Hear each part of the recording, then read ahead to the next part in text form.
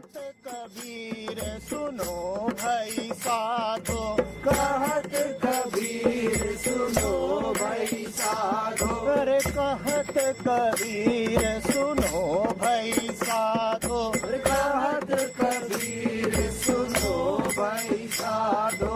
साहब मिले सबूरी में, अरे साहब मिले सबूरी में, मन लागो यार फकीरी में, मन लागो। I have a confused question. I kind of confess that I don't know if I want to be awakened, or I'm afraid to realize myself. I don't know. I'm curious, but I'm stepping back from the truth. I don't know. I'm afraid of being awakened.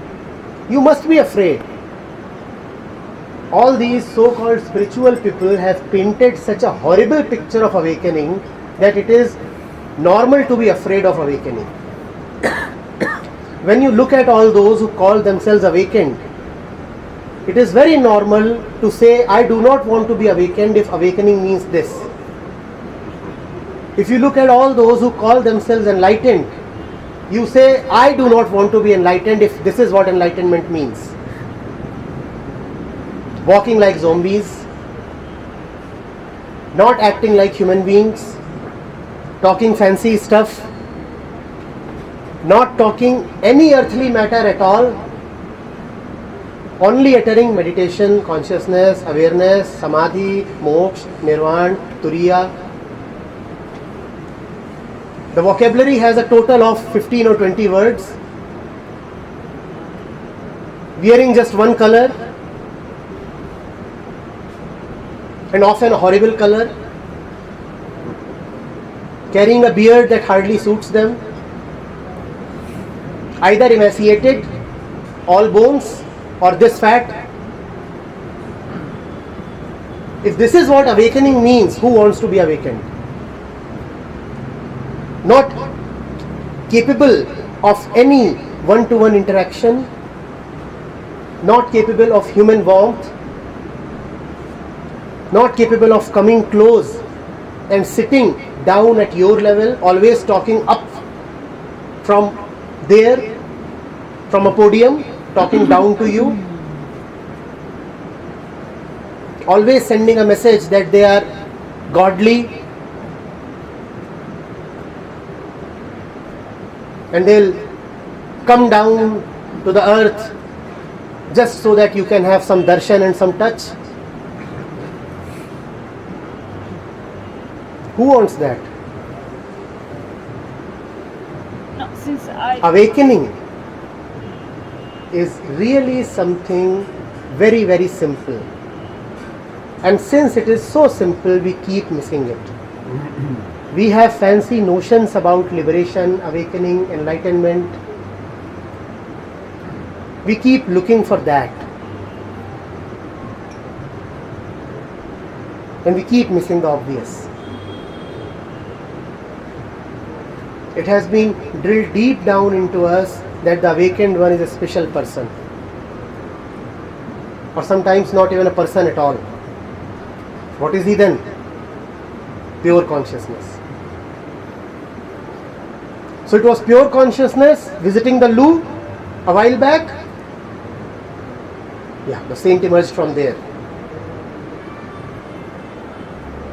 85 kilograms of pure consciousness.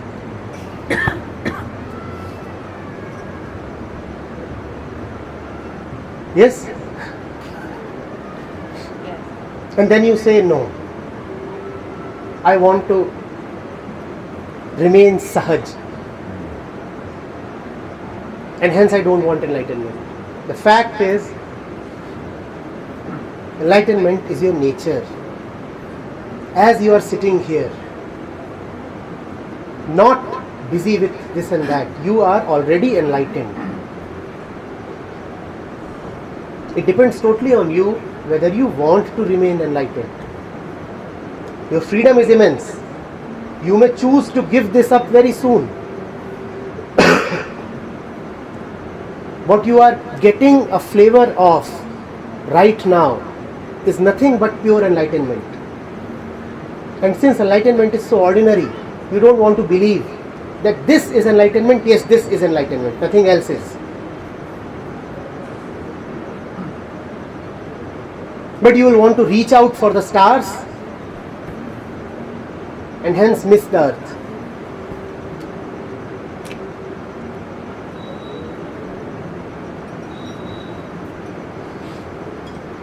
There is so much desire to achieve this enlightenment, even for monks and all these people that is spiritual and practice spirituality as a practical thing. Monks and others practice spirituality so much and they have a great desire for enlightenment. A desire for enlightenment never leads to enlightenment. Never. All that you get out of any kind of desire is a thickening of the desire, more desire. All that you get from desire is a thickening of the desirous one.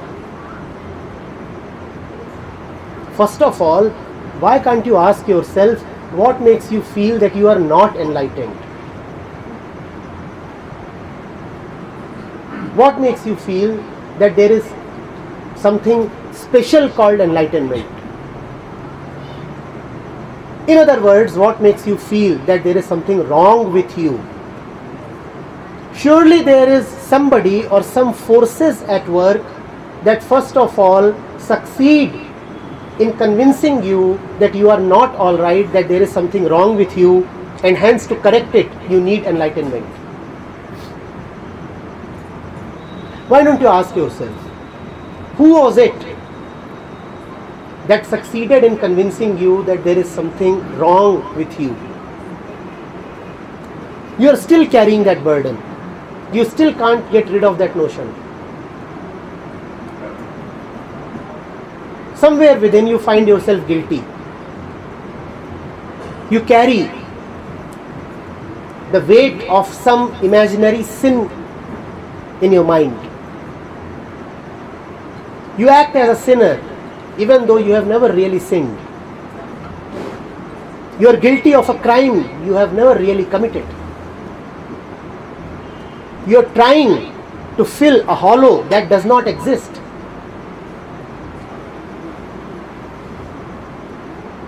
What makes you seek enlightenment?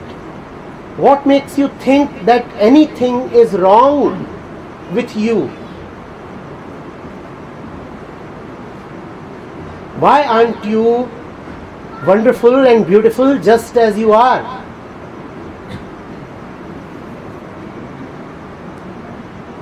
The moment the search for enlightenment is dropped, that is enlightenment.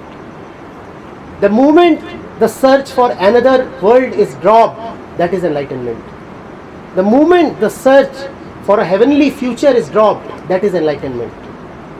The dropping of the search is enlightenment. The dropping of ambition is enlightenment. The search must have started from a sense of dissatisfaction. From where did it come? I don't know. Figure out. And if you don't know, then see how that same process is being repeated with kids all around you. That will give you some hint regarding your own state. See how every child is being made to feel incomplete, and how in his later years as well, that sense of incompletion is being magnified through various means.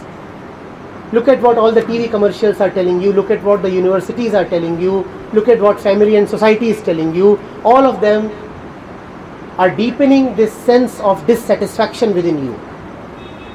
All of them are trying to help you become something. And wherever there is a desire to become, ultimately you will want to become enlightened. But it's more than that, because a small child who has not been exposed to all these advertisements cries at it. for different reasons. There's a sense of a dissatisfaction with what is. That I think is inherent in being a human being. There are two things in this. One, the dissatisfaction that a small child experiences is not social, it is physical. He does not cry that the neighbor's child has had more milk than him. He cries when he is hungry. You cry when the neighbor is satisfied. The difference between the toddler and you is that the toddler cries only when he is hungry. We cry when the neighbor is satisfied. His suffering is purely physical. Secondly, of course, social conditioning can sit only over a bedrock of physical conditioning. So the seeds are already there in the child. We do not deny that. But the society, instead of burning down those seeds, nourishes them. You must figure that out, how it is happening with everybody. The way it is happening with everybody all around you is the way it has happened with you as well.